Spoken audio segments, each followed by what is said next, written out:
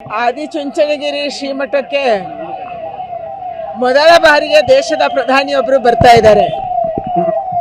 ನಮ್ಮೆಲ್ಲರಿಗೆ ಕೂಡ ಹೆಮ್ಮೆ ತರುವಂತ ವಿಚಾರ. ದೇಶದ ಪ್ರಧಾನಿ ಯಾವುದೇ ಧಾರ್ಮಿಕ ಕ್ಷೇತ್ರ ಆದರೂ ಕೂಡ ಅದಕ್ಕೆ ನಿಷ್ಠೆ ತೋರಿಸ್ತಾರೆ, ಆಸ್ಥೆ ತೋರಿಸ್ತಾರೆ, ನಂಬ್ತಾರೆ.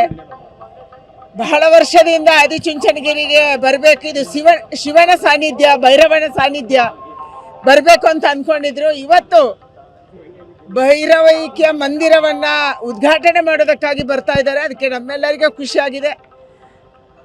ಸನ್ಮಾನ್ಯ ಪ್ರಧಾನಿಯವರಿಗೆ ರಾಜ್ಯದ ಸಲುವಾಗಿ, ಆದಿಚುಂಚನಗಿರಿ ಮಠದ ಸಲುವಾಗಿ ನಾನು ಧನ್ಯವಾದಗಳನ್ನು ಅರ್ಪಿಸ್ತಾ ಇದ್ದೀನಿ.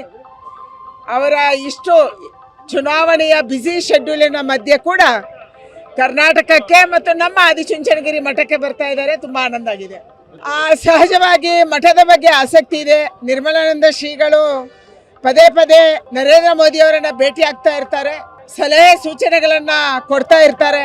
ಪ್ರಧಾನಿಯವರ ಜೊತೆ ನಿಕಟವಾದಂಥ ಸಂಬಂಧವನ್ನ, ಅಮಿತ್ ಶಾ ಅವರ ಜೊತೆ ನಿಕಟವಾದಂಥ ಸಂಬಂಧವನ್ನ ನಿರ್ಮಲಾನಂದ ಶ್ರೀಗಳು ಹೊಂದಿದ್ದಾರೆ. ಒಬ್ಬ ವಿದ್ವತ್ ಇರುವಂಥ ಸ್ವಾಮೀಜಿಗಳು, ನಮ್ಮ ಸ್ವಾಮೀಜಿಗಳು ವಿದ್ವತ್ ಇರುವಂಥ ಸ್ವಾಮೀಜಿಗಳು. ದೇಶದ ಬೇರೆ ಬೇರೆ ಸ್ವಾಮೀಜಿಗಳ ಜೊತೆ ಕೂಡ ಅವರ ಸಂಬಂಧ ಇದೆ. ಸ್ಪೆಷಲಿ ಗುಜರಾತಿನ ಏನು ಸ್ವಾಮೀಜಿಗಳಿದ್ದಾರೆ ಅವರ ಜೊತೆ ಅವರ ಸಂಬಂಧ ಇದೆ.